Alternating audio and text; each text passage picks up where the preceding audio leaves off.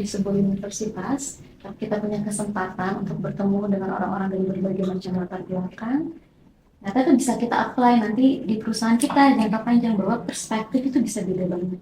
Tantangannya sebenarnya lebih ke cari makanan gitu sih Mas. Nggak bisa dipungkiri ya Mbak Jui, mungkin kalau secara tes itu apapun yang di sana, apa makanan Meksiko dan sebagainya tetap masih beda. Susah untuk makanan Indonesia itu dicari gitu ya. Sebutkan 3 tokoh yang pernah ngekos di rumah kos Amela ini. Aduh, yang ngekosnya di Cikini Mbak Jui. Waktu di Ngekosnya waktu di dekat sini soalnya. di Cambridge ngekos atau Ngekos. ngekos, sebetulnya ngekos.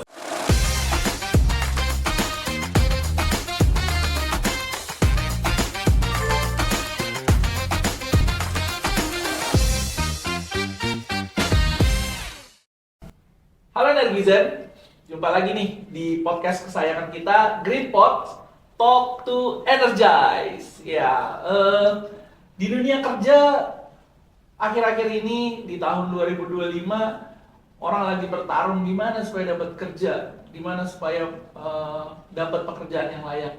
Nah, selain itu ternyata di dunia kerja ini tidak sedikit loh orang yang masih harus terus menambah pengetahuan, menambah ilmu pengetahuan mereka agar menjadi lebih baik. Mungkin sesuai ya dengan tata nilai akhlak di BUMN, kompeten dan adaptif.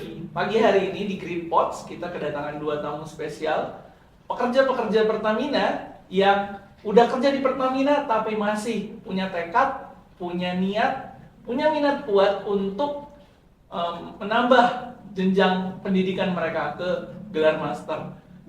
Siapa mereka? Yuk kita kenalan dengan 2 guest house spesial kita pada pagi hari ini. Selamat pagi Mbak dan Mas. Pagi Mas Arya. Selamat datang di Green Pots. Nah, ini podcast kesayangannya di Pertamina New Renewable Energy. Tapi sebelum kita mulai Mas, kita ada jargon nih. Jargonnya harus ada gerakannya. Okay. Jadi kalau saya bilang Green Pots, jawabannya talk. Ini kan talk ngomong. To energize. Jadi kita ngomong untuk memberikan energi. Siap ya? Siap. Green Pots talk to energize. Kita mau kenalan. Jadi saya mau minta Mas dan Mbak untuk memperkenalkan diri, nama, jabatan sekarang, kerja di apa, terus nomor HP, enggak. Nama, jabatan, silakan. Oke, terima kasih. Halo Energizen. Perkenalkan, nama saya Moh Hasan.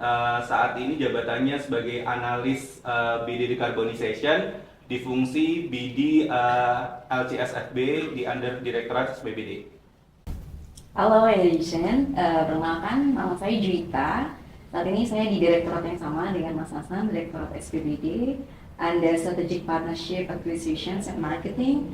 Saat ini saya di Senior Analyst untuk Acquisition dan Initiative. Oke, terima kasih.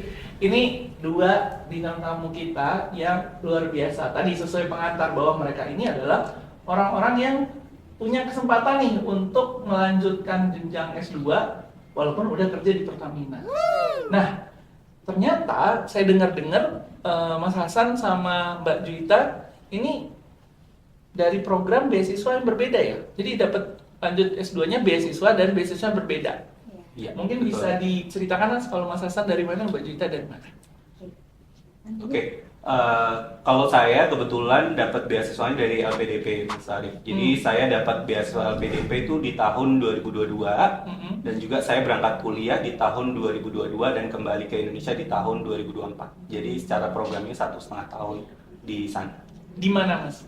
Kemarin kuliahnya di Columbia University di New York, Amerika Serikat. Jadi mulai perkuliahan di bulan September 2022 dan selesai di Desember tahun 2023. Oke, di New York. Mantap, New York. Jauh banget ya. Kalau Mbak Juwita di mana? Ya, Gimana? kalau saya dapat tugas belajar, jadi itu program dari Pertamina, program tugas belajar. Itu saya dapat di tahun, tesnya itu di 2022, terus pengumumannya itu di 2023. Di 2023 akhir itu saya berangkat ke UK, ke Cambridge, terus baru balik juga di 2024. Jadi kalau di UK itu mostly programnya itu 1 tahun. UK ya? Di UK. New York, UK. Iya. New York Country. Oh iya, New York. Oh iya, kampusnya kan Kotanya. kotanya. Oke. Warteg yang di itu masih ada, Mbak? Masih ada, tapi menunya udah beda sekarang. Ada pecel lele ya. Pecel lele sama nasi padang. Aduh, luar biasa ya, Energizen. Saya tuh penasaran banget, Mbak. Kan udah S1 tuh kan udah beratnya Mas, 4 tahun kita kuliah gitu kan, nyusun skripsi, bimbingan, aduh. Terus nyari kerja nih, kan kita dapat kerja gitu di Pertamina. Terus kenapa sih, motivasinya apa? Kenapa malah mau apa ya, nyusahin diri lah gitu, sekolah lagi itu kenapa? Mungkin Mas Hasan atau Mbak Jita dulu boleh bicara. Mungkin kalau motivasi dari saya, sebelum saya tugas belajar itu, saya udah karir di Pertamina itu sekitar 9 tahun gitu ya. Nah, di dalam perjalanan 9 tahun tuh pasti secara experience itu cukup rich, meskipun mungkin belum sematang senior-senior kita. Nah, jadi ada keinginan untuk melihat bagaimana sih knowledge di dunia yang terakhir gitu ya. Apa sih recent issues, recent approach, karena kan sebenarnya sekolah itu dia tuh mengakumulasi semua pendekatan yang ada di dunia kerja maupun teori terus di-combine. Nah, pendekatan itu yang menurut saya tuh saya perlu di-equip gitu. Jadi kenapa saya semangat untuk tugas belajar? Karena saya tahu bahwa ketika kita sampai di level experience tertentu itu harus di-top up juga sama knowledge tertentu, sehingga nanti kalau misalnya kita bikin keputusan atau kita punya kontribusi itu tuh jauh lebih matang dan lebih impactful. Oke, berarti sekolah lagi untuk nambah experience sehingga nanti berdampak ke kerja gitu ya. Kerja dan juga personal growth sih, karena kan pengalaman itu duality kan, bisa untuk kerja tapi juga environment itu bisa enrich kita secara personal. Oke, kalau Mas Hasan ya. Oke, jadi kalau untuk keinginan S2 mungkin sudah lama ya tentunya, untuk pada saat selesai S1 pun juga pada saat masuk Pertamina dan juga memutuskan kembali ke sekolah, itu mungkin perjalanannya juga pasti nggak sebentar ya Mbak Jui, kapan tiba-tiba kita decide S2 tuh juga nggak mungkin ya Mas. Jadi persiapannya cukup ada waktu lah untuk persiapan itu. Kalau motivasi kenapa memilih S2 lagi pada saat sudah bekerja, mungkin kalau Mbak Jui udah 9 tahun Mbak Jui bersekolah, saya waktu itu di tahun ke-7 kerja itu memutuskan untuk sekolah itu karena pada saat itu kalau saya rasa sama sih untuk personal growth tentunya, kayak ngerasa udah waktunya nih kembali ke tempat yang kita bisa ngerasa belum tahu apa-apa banyak gitu. Dan saat itu juga pertimbangannya untuk memilih mana saja bidang yang mungkin sesuai dengan bidang kerja saat itu. Jadi saya memilih di Columbia ngambil carbon management. Pada saat itu kita mikir, kalau seingat saya 2021-2022 itu awal-awalnya tuh Indonesia mulai kayak net zero emission dan sebagainya. Pada saat itu saya rasa 7 tahun kerja ini pengalaman yang cukup matang nih untuk kita memulai apa sih yang bisa saya dapatkan di luar sekolah nanti bisa saya aplikasikan di perusahaan. Dan itu merasa secara diri sendiri juga merasa perlu adanya suntikan ilmu baru, dan juga pada saat itu merasa di bidang pekerjaan perlu sesuatu yang point of view yang baru nih untuk bisa dikembalikan pada saat saya kembali kerja kayak gitu. Oke. Berarti agak mirip nih ya. Intinya adalah ini bagaimana agar diri sendiri growth, tapi ini juga akan memberi impact bagi pekerjaan. Jadi tadi kalau Mbak Jui kan tugas belajar ya dari Pertamina. Berarti Pertamina memang punya ya program yang khusus untuk mendevelop karyawannya untuk tumbuh, otomatis nanti pas balik jadi akan bermanfaat bagi perusahaan. Kalau Mas Hasan LPDP dari negara. Dari negara juga sama, ketika balik juga mengabdikan dirinya untuk negara. Tapi konsepnya saya mau tanya Mas, bagaimana mempertimbangkan waktu? Jadi kan ketika Mbak Jui keluar gitu kan, atau Mas Hasan juga keluar gitu untuk sekolah, otomatis kan ada pekerjaan yang ditinggalkan tuh. Nah itu secara status atau secara status karyawan itu seperti apa Mbak Jui dan Mas Hasan saat berkuliah? Ya, mungkin kalau tugas belajar ya, ini memang perusahaan itu sangat baik ya di Pertamina ya. Jadi development program yang disediakan buat pekerja itu banyak, nggak hanya sertifikasi, nggak hanya training, sampai ke pendidikan lanjutan seperti yang saya lalui gitu ya. Nah, di dalam pendidikan lanjutan yang diberikan kesempatan oleh perusahaan ini tentunya ada prosesnya kan, ada prosesnya dari perusahaan. Nah, ketika kita sudah ditentukan bahwa kita lolos semua proses itu, Kalau untuk tugas belajar dari Pertamina statusnya itu tetap sebagai pekerja. Gitu. Jadi kita tetap dianggap pekerja yang sedang ditugaskan untuk sekolah. Kayak dinas gitu ya? Kayak dinas tapi sekolah. Jadi point of view perusahaan, bagaimana menilainya, bagaimana melepasnya, itu sebagaimana melepas seorang pekerja yang sedang ditugaskan untuk sekolah. Dinilainya juga bagaimana melalui sekolah itu, apakah dengan baik, apa yang dibawa di sekolah itu nilainya bagaimana, seperti itu. Jadi sama seperti bekerja, bedanya ini saya sekolah gitu, bekerjanya diganti dengan sekolah. Seperti Oke. itu. Kalau Mas Hasan, LPDP beda atau Iya, kalau secara ini mungkin sedikit berbeda ya dengan yang dilalui Mbak Jui. Kalau saya ngambilnya LPDP, emang kalau LPDP mungkin netizen udah tahu ya Mas Arief, cukup panjang program itu dari pemerintah dan cukup generous untuk setiap tahun begitu banyak orang diberikan kesempatan untuk ngambil LPDP. Jadi kalau LPDP untuk statusnya perusahaan itu adalah unpaid leave. Jadi sebenarnya tidak semua perusahaan itu harus diberikan catatan juga sih. Tidak semua perusahaan memberikan kesempatan untuk karyawannya untuk mengambil unpaid leave untuk kebutuhan belajar. Jadi kalau pada saat sekolah pun banyak teman yang harus resign dulu untuk mengambil kuliah dan sebagainya. Kalau di Pertamina secara aturan diizinkan untuk mengambil izin untuk sekolah itu maksimal 24 bulan. Jadi untuk dengan catatan untuk khusus sekolah ya, jadi harus mengizin ke perusahaan selama 24 bulan.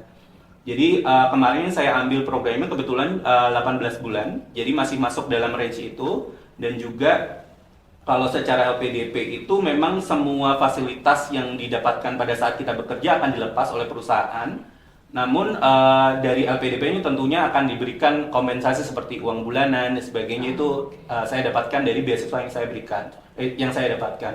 Sebenarnya kalau untuk secara beasiswa di luar perusahaan apakah diizinkan cuma LPDP? Tidak, karena saya rasa juga banyak kok pekerja-pekerja perwira Pertamina yang memang mendapatkan kesempatan sekolah di luar tugas belajar melalui beasiswa-beasiswa yang memang saat ini dari pemerintah Indonesia melalui LPDP, juga beberapa negara-negara juga seperti Chevening di UK, AAS di Australia ataupun Fulbright di Amerika itu diizinkan dan sangat terbuka perusahaan untuk apabila perwira mengikuti program di luar beasiswa tugas belajar yang sudah memang diprogramkan oleh perusahaan seperti itu. Wadahnya banyak sekarang. Berarti Pertamina sangat terbuka ya. Ini benar-benar bukan hanya sekedar jargon atau sekedar sugar coating ya, bahwa Pertamina mendevelop karyawannya, dan terbukti bahwa ketika karyawannya dapat beasiswa dari luar tugas belajar pun mereka fasilitasi ya gitu untuk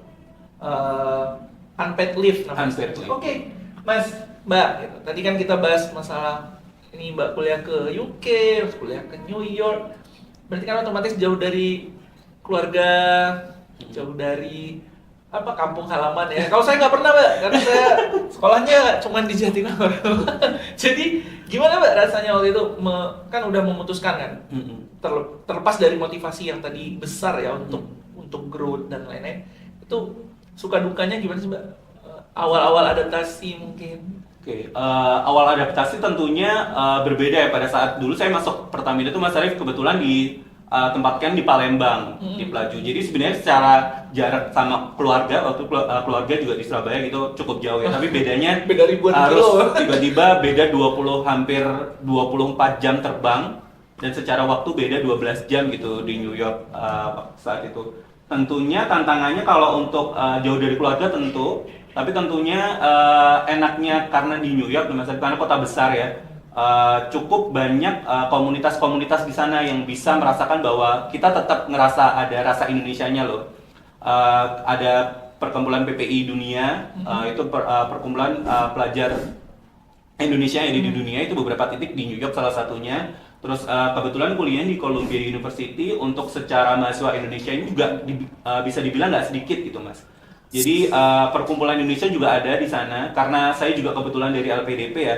Sebelum kita berangkat kan ada namanya persiapan keberangkatan. Jadi ada kayak diberikan pembekalan terkait dengan gimana cara survive di sana, gimana cara kita sekolah dan sebagainya. At least sudah ada orang-orang yang kita familiar lah Mas untuk pada saat berangkat di sana. Nah tentunya pun kebetulan karena di kota besar, jadi kebutuhan untuk tantangannya sebenarnya lebih ke cari makanan gitu sih Mas. Nggak bisa dipungkiri ya Mbak Jui mungkin Masih kalau pada susah ya ya.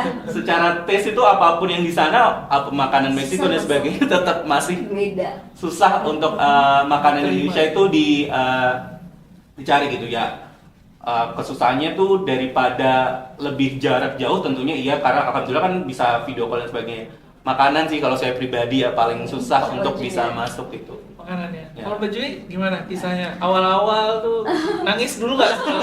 Seminggu nangis. Suka dan duka nih, berarti dipilihnya duka-duka sih yang paling benar makanannya. Iya, Karena iya, di betul. UK, mohon maaf buat teman-teman di UK, makanannya cukup plain. Jadi buat lidah kita yang orang Indonesia itu Yang medok gitu. medok pasti challenging banget. Apalagi. Nah, itu tadi duka, kita ngomongin dukanya dulu ya.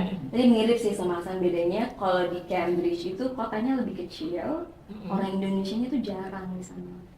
Jadi mahasiswa Indonesia tuh cukup jarang di Cambridge gitu. Jadi mau nggak mau tuh saya harus beradaptasi dengan teman-teman dari keluarga negaraan yang berbeda gitu.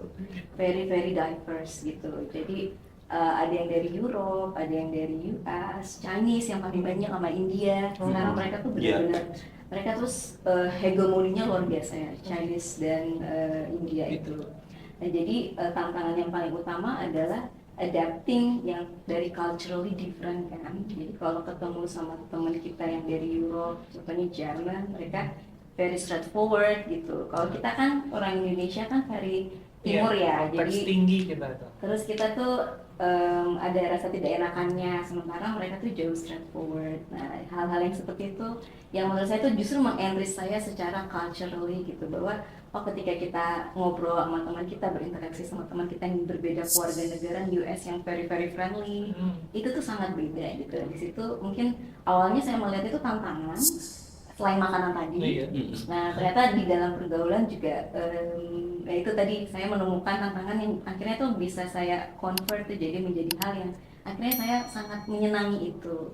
Dari sisi kurikulum juga menantang. Kalau Hasan kan 1,5 tahun ya, Cambridge itu 1 tahun, overall di UK itu 1 tahun. Jadi programnya sendiri karena finance, jadi ada blending strategi, ada blending statistik, ada blending kuantitatifnya.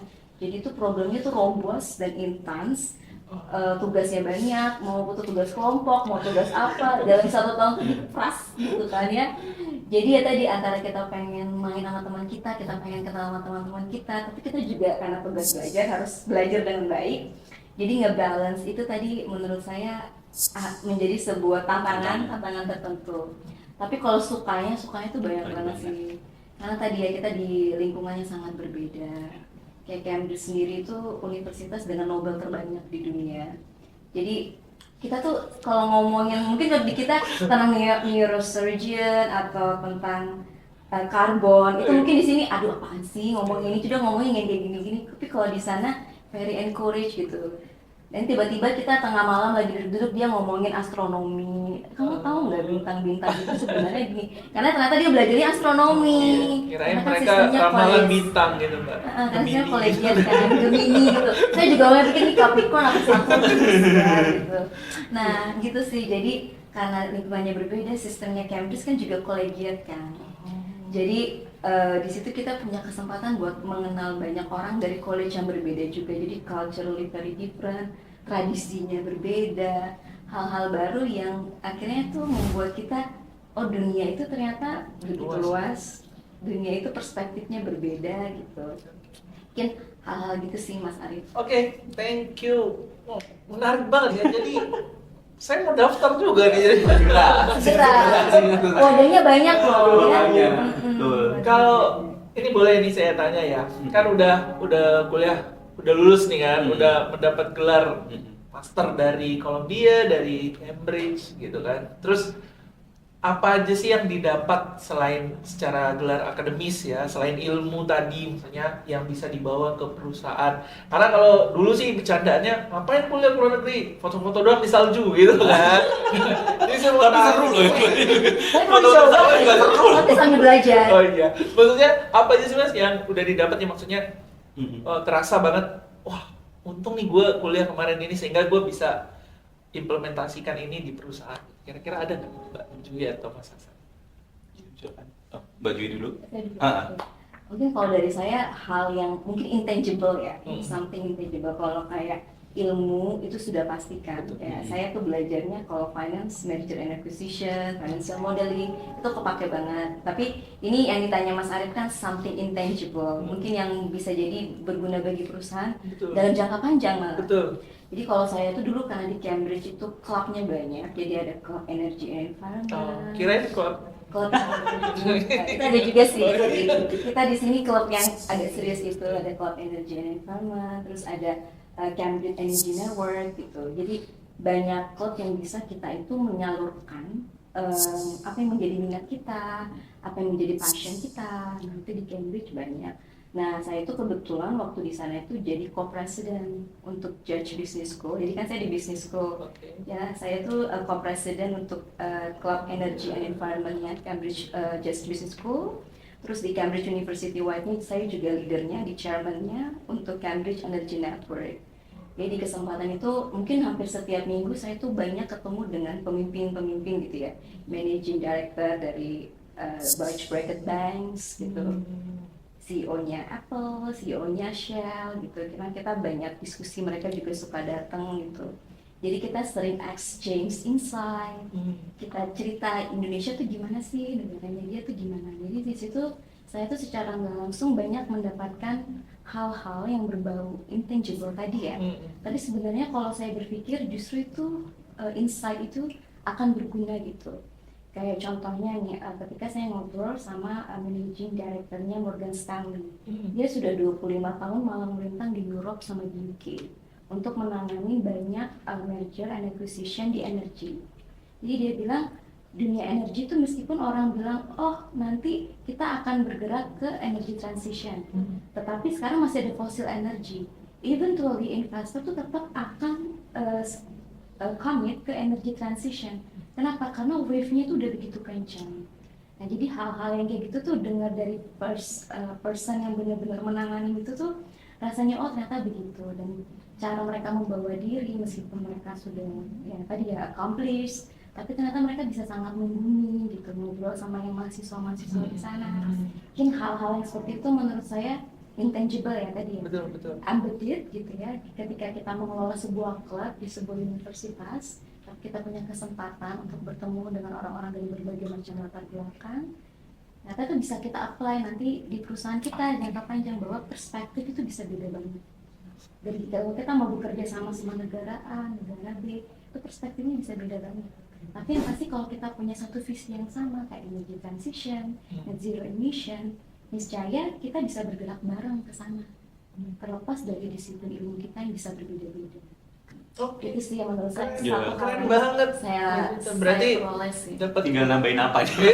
Dapat wisdom juga kan untuk menjadi Wisdom, ya. bahwa leader-leader dunia itu dia nggak berada di atas langit, tapi dia di bumi gitu ya. Mas Hasan, silakan ditambahin. Ya. Betul. Jadi kalau secara pribadi ya Mas Arif, karena pada saat setelah selesai kuliah kan switch ke PNRE dari sebelumnya. Jadi kalau itu cukup membantu saya untuk shortcut knowledge gap yang selama ini kalau pada saat saya masuk PNRI secara pribadi kan cukup berbeda ya untuk dunia yang ditangani, pembicaraan pun setiap hari cukup berbeda dengan mungkin subholding Pertamina yang lain. Karena saya sekolahnya cukup nyambung dengan PNRI sekarang, maksudnya itu cukup membantu shortcut saya untuk bisa langsung catch up gitu pada saat apabila ada diskusi ataupun di kantor. Itu yang saya personal dapatkan dari sekolah dengan hubungan dengan pekerjaan.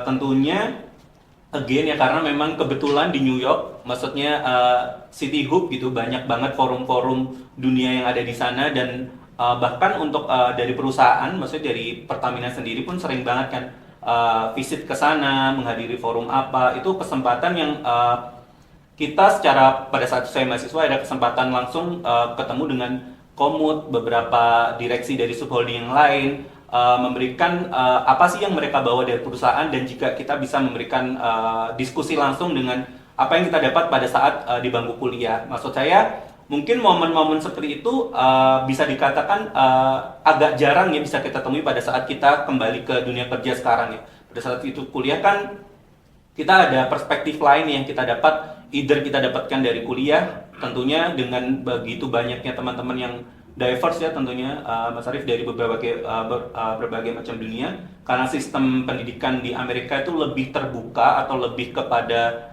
semua harus involve kepada diskusi. Jadi dosen hanya cuma mengangkat topik dan semuanya harus memberikan masukan ataupun pendapat. Nah, itu salah satu cara kita mendapatkan perspektifnya, apakah selama ini kita cuman melihat di satu titik aja nih. Kadang-kadang saat saya membawa tentunya apa yang saya dapatkan di Pertamina selama 7 tahun kemarin sebelum sekolah, dan juga perspektif Indonesia juga saya tuangkan tuh di situ. Pada saat dari teman-teman yang lain memberikan perspektif yang lain, itu kan cukup membuat pengalaman kita untuk melihat suatu permasalahan atau suatu tantangan itu berbeda ya, kayak gitu. Dan juga pasti sama sih mungkin yang kayak Mbak Jui tadi sampaikan juga, kesempatan kita untuk menghadiri forum-forum yang dihadiri oleh beberapa presiden dari beberapa negara. Mereka menyampaikan bahwa bukan hanya Indonesia loh yang punya tantangan, kita harus net zero, kita harus carbon reduction, tapi pada saat kita tidak bisa menurunkan harga BBM kita dan sebagainya. Itu tidak hanya Indonesia, tapi juga beberapa negara yang memang still developing country like us gitu juga punya perspektif yang lain kayak gitu juga. Mereka juga yang struggle bukan hanya Indonesia for sure, tapi bagaimana cara beberapa orang untuk melihat tantangan itu dan juga bisa menjawab tantangan ke depan seperti itu. Oke. Menarik Energizen jawaban dari Mbak Jui dan Mas Hasan gitu ya.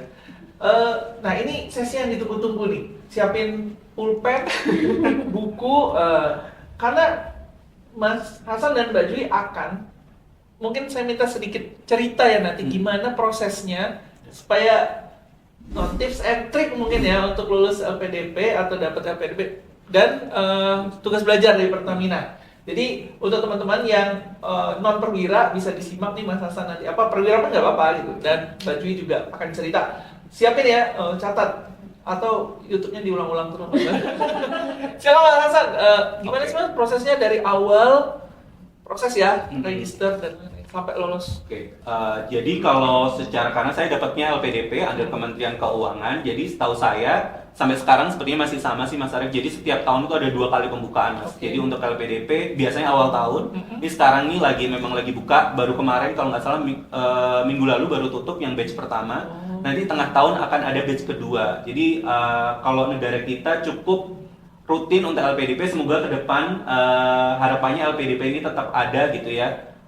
Dan juga prosesnya tentunya pertama ada persyaratannya. Kita harus membuat esai tentang diri, kekurangan, kelebihan, habis itu apa yang pernah di-achieve, habis itu terus persyaratannya tentunya seperti bahasa Inggris, dan juga syarat-syarat yang lain, harus lulus S1 dan sebagainya untuk mau menempuh program master. Dan yang paling penting kalau LPDP itu adalah karena LPDP itu tujuan besarnya adalah membangun calon penerus bangsa ya, orang yang disekolahkan keluar nanti balik ke Indonesia. Jadi salah satu esai dari LPDP adalah motivasi diri dan juga komitmen untuk kembali ke Indonesia. Jadi mungkin ini salah satu tips khususnya untuk perwira ya. Itu hal yang sangat relate dengan kehidupan kita. Seperti yang saya sebutkan tadi, karena Pertamina juga kita mengizinkan kita untuk unpaid leave dan kita bisa kembali ke perusahaan setelah lulus, itu bisa sebagai salah satu modal pada saat perwira ingin apply LPDP. Pada saat kita menulis komitmen, tentunya kita bisa kembali lagi kerja di Pertamina dan juga mengimplementasikan ilmu yang kita dapat dan juga untuk kontribusi kepada negeri melalui pekerjaan kita masing-masing, entah di Pertamina ataupun juga di luar itu. Itu yang titik berat menurut saya yang selama ini selalu digaungkan oleh LPDP. Gimana cara untuk kamu kembali ke Indonesia dan juga aplikasi dan juga kontribusi ke negara seperti apa. Itu yang selalu ditekankan oleh LPDP. Jadi untuk teman-teman Energizen, perwira dan juga mungkin teman-teman yang lain ingin apply LPDP, bisa melalui laman LPDP tentunya karena memang terbuka untuk umum. Namun kalaupun tidak LPDP, seperti yang saya sebutkan tadi, banyak banget Mas untuk wadah-wadah untuk bisa melanjutkan sekolah ke luar negeri. Jadi kalau LPDP itu banyak kategorinya, untuk umum, untuk ASN, untuk Polri dan sebagainya. Bisa kita apply sesuai dengan kriteria masing-masing yang masuk kemana dan juga tinggal apply. Jadi secara pertama seleksi berkas untuk prosedurnya seleksi berkas. Setelah itu ada TPA, tes potensi akademik. Habis itu ada interview. Setelah interview baru nanti akan di-decide akan lolos menjadi penerima LPDP atau enggak. Jadi setiap step itu ada sistem gugurnya. Jadi setiap step pasti ada yang gugur, setiap step ada yang gugur, setiap step ada yang gugur. Kalau untuk kampusnya gimana Mas? Kita menentukannya seperti apa? Ya, kalau untuk kampus kemarin saya ngambilnya di program Carbon Management di Columbia University. Jadi kalau untuk LPDP itu dia pada saat kita apply Mas Arif, jadi ada list tuh beberapa kampus yang memang bisa kita apply. Jadi ada beberapa kampus yang memang bisa kita ngambil kampus tersebut jurusan terserah bisa. Ada juga memang beberapa kampus mungkin kampus-kampus teknik ataupun kampus-kampus political science yang memang mereka lebih menitik beratkan jurusan itu sebagai unggulan di kampus tersebut itu masuk. Jadi kampus A harus jurusan apa aja itu ada listnya. Jadi cukup jelas di websitenya maupun di seluruh sosial medianya di sana. Jadi kalaupun mau apply bisa disesuaikan dengan apa yang kita mau dan juga kondisi kita. Jadi kita dapat kampus dulu, baru apply LPDP atau sebaliknya, Mas? Itu tergantung Mas. Jadi LPDP itu ada 2 jalur, LOA dan non LOA. Jadi kalau kebetulan saya kemarin itu saya dapat kampusnya dulu. Jadi kalau secara timeline karena memang saya ngejarnya di US itu most likely dia open registrasi untuk kampus itu di akhir tahun dan akan mendapatkan hasilnya di awal tahun. Jadi saya menggunakan skema itu di tahun sebelumnya, sebelum LPDP buka pun apply dulu sekolah. Okay. Jadi saya secure sekolahnya dulu, tentunya bombardir ya Mas Arif, bukan hanya daftar satu kampus. Jadi kita berak semua banyak, kita apply, terus kita seleksi sekolah sama aja sih, mungkin beberapa kita harus mengirimkan personal statement, kita mengirimkan esai, ada interviewnya, dan akan mendapatkan hasil. Kalau ini kampusnya US again, kayak mungkin share-nya di US ya Mbak Juli. Kalau US itu awal tahun itu akan dapat hasilnya. Nah setelah itu saya menggunakan itu LOA, Letter of Acceptance itu untuk mendaftarkan LPDP. Jadi saya case-nya, saya untuk LPDP itu masuknya di LPDP PTUD, Perguruan Tinggi Utama Dunia. Jadi list beberapa kampus yang memang bisa dikatakan kampus yang peringkat tinggi gitu ya. Dan kita bisa apply di situ. Harus syaratnya memang kalau PTUD harus punya LOA. Jadi sudah keterima dulu di kampus tersebut, baru bisa apply di LPDP-nya kayak gitu. Oke, makasih Mas Hasan. Itu Energizen untuk yang LPDP ya. Dan beruntung nih para perwira. Jadi untuk bikin esainya udah kuat ya. Iya kuat, betul. Bos dibalik nih bos. Gitu, pasti balik. Itu yang harus ditekankan untuk para perwira ya. Kalau Mbak Jui gimana Mbak? Tubel nih. Arif dan teman-teman perwira dan pertiwi, kalau tubel, mungkin kalau saya dengar ceritanya Hasan, sepertinya sekarang proses seleksi tubel hampir mirip ya. Okay. Jadi kalau yang saya lalui dulu itu ada broadcast. Jadi ada beasiswa atau program tugas belajar perusahaan. Jadi semua welcome to apply. Nah, terus ada seleksi administrasi. Ini yang saya tahu seleksi administrasi itu nilai 3 tahun terakhir. Terus kalau nggak salah itu yang jadi patokan utama tuh nilai 3 tahun terakhir. Harus berapa itu Mbak? 7? Nah itu sebenarnya kita harus cek ke tim SDM ya, KJ. Nah terus masuk yang kedua itu ada tes TOEFL. Jadi tes TOEFL kalau nggak salah tuh harus 550 minimum. Kita ditesnya langsung gitu, jadi nanti ada lembaga yang ngetes gitu. Nah kalau di atas 550 langsung lolos ke tahap selanjutnya. Nah tahap selanjutnya itu ada tes psikolog dan TPA tadi, tes potensi akademik sama interview psikolog. Nah selesai dari interview psikolog tuh difilter lagi seleksinya, ada interview manajemen waktu itu saya. Nah saya waktu itu memang mengambil slot ya dari stock holding PNRI. Jadi dulu saya tuh di holding, terus slot, dan memang saya ingin gitu ya, ingin punya kontribusi gitu ya di bidang energi baru terbarukan lah. Jadi saya rasa waktu itu ya mungkin kesempatan yang tepat di saat itu. Nah di saya itu yang program yang harus diambil tuh sudah ditentukan, harus MBA atau Master in Finance (MPM). Itu program yang saya ambil akhirnya ya, MPM. Jadi harus business school gitu. Nah itu jadi itu prosesnya. Kemudian kalau sekolahnya sendiri tadi mirip sama Hasan. Jadi kalau di UK itu opennya sampai bulan April. Nah tapi karena saya apply-nya ke business school, selain tadi ada personal statement, saya tuh harus nge-submit GMAT namanya, General Mathematics bla bla bla. Itu ada tesnya tersendiri gitu. Jadi nanti itu di ranking gitu, di ranking GMAT kita itu menjadi salah satu part yang menurut kampus tuh penting. Nah, jadi GMAT, personal statement tuh saya ada interview. Di interview sama salah satu profesor di sana. Ditanya motivasinya apa. Ya kurang lebih sebenarnya dia nanya saya tuh bakal fit nggak sih sama environment dan program di sana gitu. Nah, jadi setelah itu dinyatakan lolos di bulan April saya itu dinyatakan lolos. Jadi saya tuh dapat beasiswanya dulu, baru dapat sekolahnya. Gitu. Jadi waktu mengejar itu tuh yang menurut saya cukup berat tuh mengejar GMAT-nya sih. Karena tuh saya harus tiap malam tuh latihan soal, Sabtu Minggu juga saya les. GMAT itu untuk dapat kampusnya ya, Mbak? Untuk ke program itu. Jadi ke business school tuh overall mereka tuh minta GMAT. Karena yang apply banyak banget kan. Jadi untuk memudahkan mereka memilih, biasanya mereka itu minta GMAT. GMAT score-nya tuh harus berapa gitu minimum. Diadu lah, terus di ranking sama part komponen-komponen yang lain di ranking, GMAT itu, nah itu baru bisa menentukan apakah kita bisa masuk ke sekolah itu atau tidak. Itu sih proses yang saya lalui baik dari tubuhnya maupun proses apply sekolahnya. Apply sekolahnya juga sama seperti biasa, nggak cuma satu, ada beberapa yang saya apply. Cuman yang saya rasa cocok, terus dari sisi ranking juga menurut saya yang paling bagus ya yang sekolah ini gitu. Akhirnya saya berpikir buat perusahaan juga kan ya gitu, jadi saya pilih yang terbaik lah gitu yang bisa saya kasih gitu. Begitu Energizen, jadi kalau Mbak Juwita dia siapinnya GMAT, bukan GMAT. GMAT beda. GMAT beda. Jangan. Nah, terakhir nih Mbak, selain nyiapin GMAT ya kan, apa sih Mbak?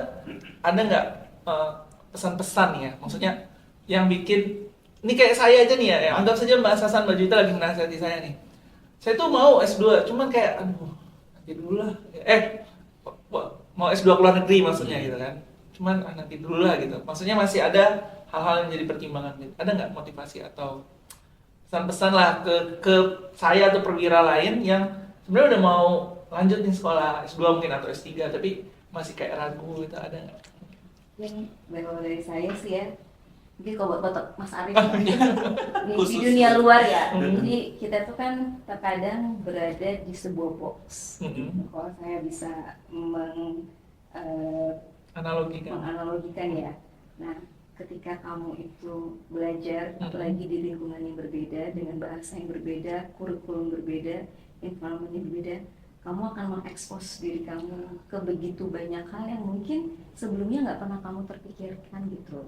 Jadi mungkin pemahaman kita sebelumnya itu begini, tapi karena tadi kita punya personal growth yang gak hanya dari belajar ya, dari lingkungan, dari orang-orang yang kita temui, dari forum-forum gitu. Kita tanpa sadar mungkin kita growth itu tadi naik gitu. Tapi bukan berarti kita menjadi, justru saya makin sadar banyak hal yang saya nggak tahu gitu. Jadi itu sih ketika saya mengekspos diri saya ke dunia luar, saya makin sadar masih begitu banyak di dunia ini yang tidak saya ketahui. Jadi itu tuh menjadi hal yang menarik sih buat Mas Arif nanti, bahwa kamu akan menemukan banyak hal yang bakal bikin kamu lebih exciting gitu, baik dalam pekerjaan maupun personal. Masih Mbak, wah ini nasihat ke saya banget. Mas Sasan, ada nggak? Kalau saya mungkin lebih ke fun-nya kali ya Mas Arif. Jadi karena kita tinggal cukup lama ya, beda kan pada saat kita travel ya Mbak Juwi. Kalau travel kan 1 minggu, 2 minggu gitu. Kita akan visit ke beberapa tempat wisata gitu. Pada saat kita tinggal di sana, cara kita untuk berinteraksi dengan orang, habis itu gimana? Kebetulan karena memang di kota besar ya Mas Arif, kita mau nonton konser artis apa aja yang disebut ada di sana gitu. Mau nonton Broadway juga apapun bisa di sana gitu. Aktivitas juga menyenangkan kan di sana, public transportnya bagus. Habis itu mungkin foto-foto salju tadi juga bisa kita laksanakan karena kebetulan sekolah di negara 4 musim gitu. Melakukan aktivitas-aktivitas yang mungkin selama ini tidak bisa kita lakukan di sini. Ya, Indonesia still good, still number 1 in our heart gitu. Tapi pada saat kita punya kesempatan untuk bisa sekolah dan merasakan environment yang berbeda, itu juga sangat-sangat menyenangkan sih di luar sana. Nah, mungkin ada satu lagi mungkin motivasi ya. Karena kalau mungkin berbedanya dengan tugas belajar dan juga LPDP itu ada batasnya Mas Arif. Jadi kalau untuk mau S2 itu sebelum usia 35 tahun. That's why kalau memang mungkin untuk Energizen atau perwira ya mungkin harus disegerakan gitu. Jangan ditunggu-tunggu lagi. Jangan ditunda-tunda lagi gitu. summit aja, either nanti tugas belajar tentunya Banyak lah kesempatan ya. kesempatannya banyak banget. Gak hanya tugas belajar ya hasilnya. Menyenangkan. Oke, berarti memang kita ini ya harus segera untuk memutuskan gitu ya. Jadi selain tadi ilmunya banyak, membuka wawasan, membuka koneksi, fun juga ya. Fun. Jadi makanya hashtagnya kita ganti dulu nih, kalau kabur aja dulu kita ganti sekolah aja dulu Sekolah gitu aja ya. dulu. Tapi jangan lupa balik. Makanya sekolah aja dulu terus balik lagi. Oke, seru banget, nggak kerasa ya obrolannya, padahal serius nih, udah sampai Cambridge sama New York obrolan kita ya. Cuman saya mau ini nih ke hal-hal serunya, kita mau menguji Ujian. Saya mau ada games dengan Mbak Jui dan Mas Hasan.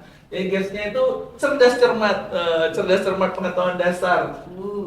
Ini Bukan kesempatan ABCD dasar ya? Iya, ini kesempatan saya dan tim Greenpot untuk ngerjain. Oh enggak.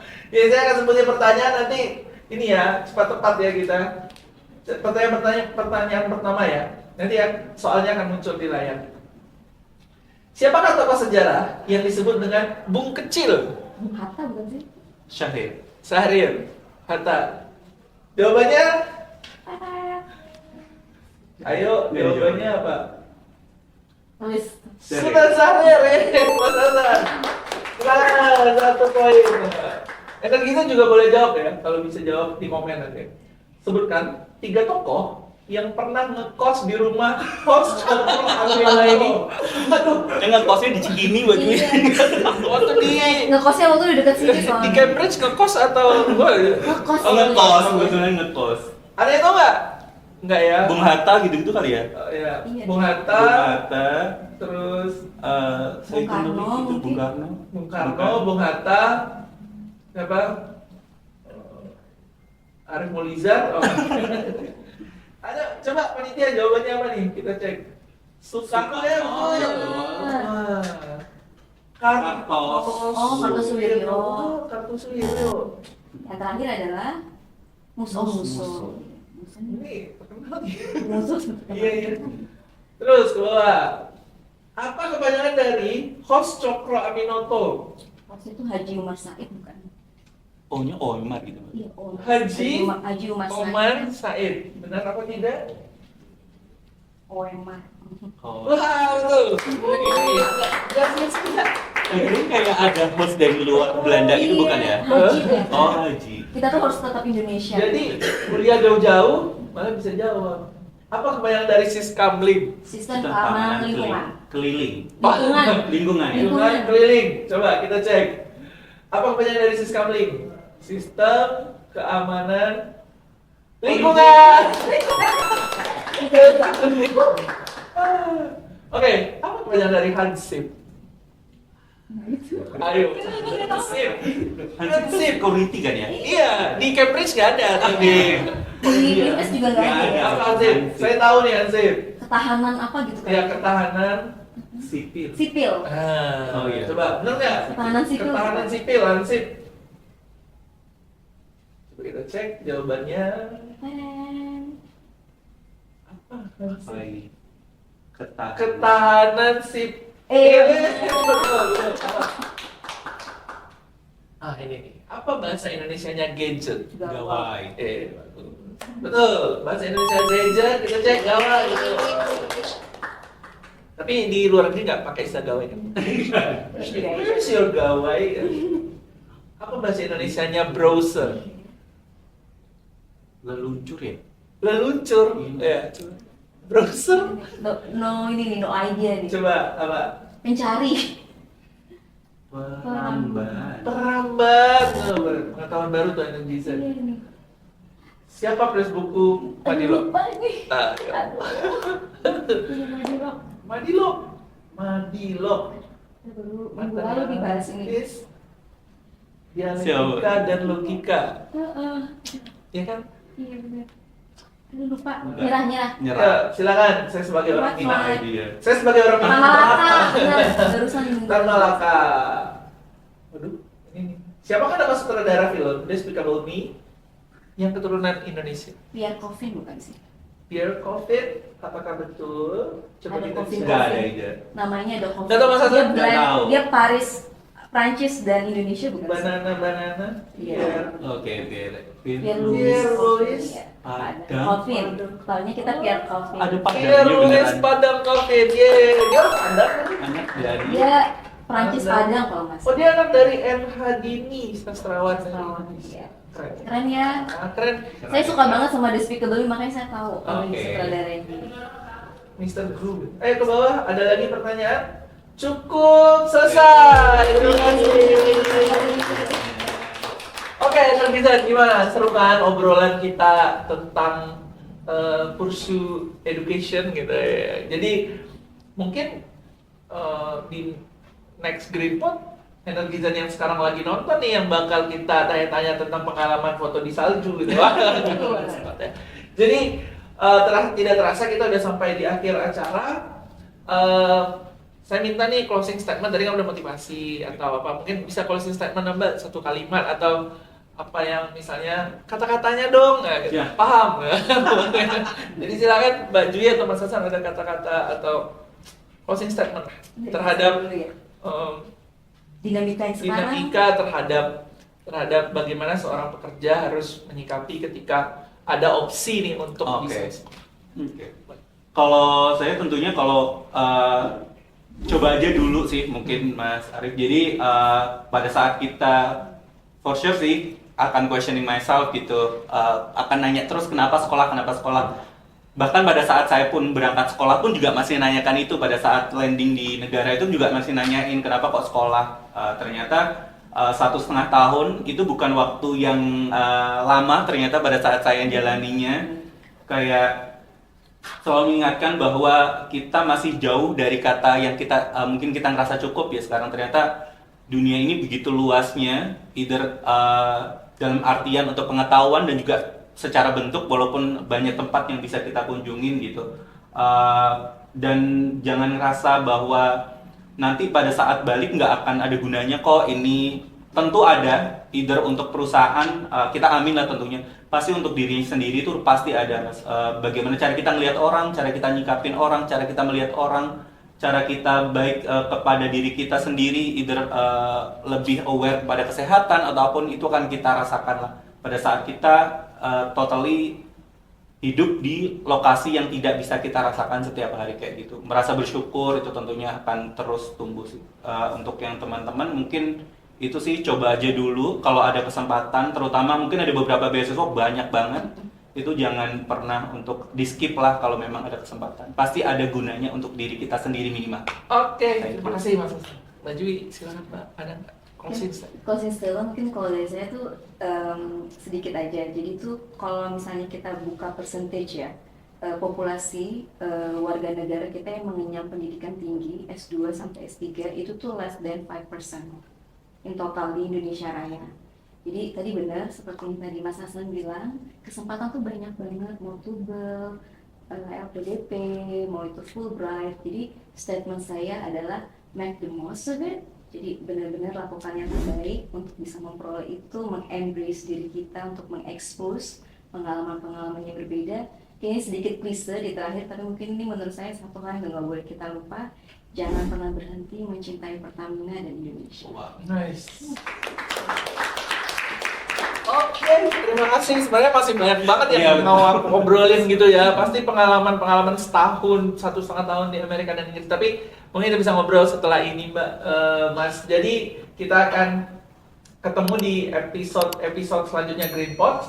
Untuk tutup, masih ingat nggak yang tadi Green Pots Talk to Energize? Kita coba satu kali. Nanti tutupnya pakai tepuk tangan. Oke. Kita lihat ke depan. Oke, Green Pots Talk to Energize.